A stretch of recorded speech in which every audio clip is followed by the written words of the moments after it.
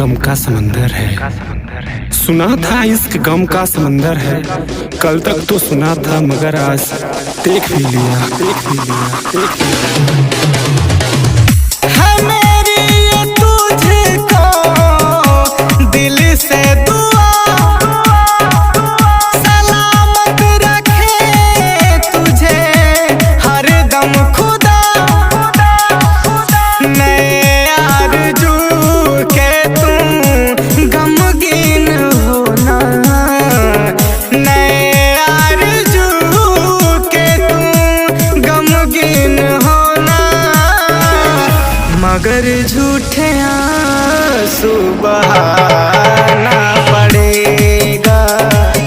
मुहब्बत हमारी यूं रुसवा ना होगी, तुम्हें कब्र पे मेरी आना पड़ेगा।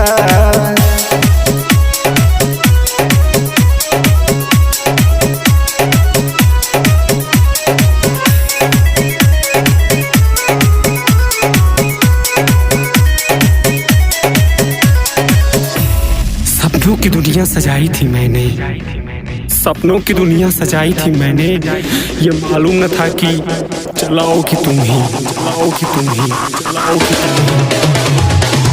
मुहब्बत में खाए हैं कितने जख्म, मगर कैसे तुझको कहें बेरहम।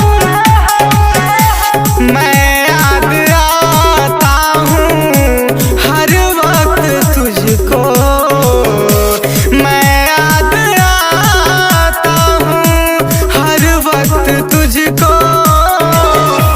झूठा ये वादा निभाना पड़ेगा, मुहब्बत हमारी यूं रुसवा ना होगी, तुम्हें कब्र पे मेरी आना पड़ेगा।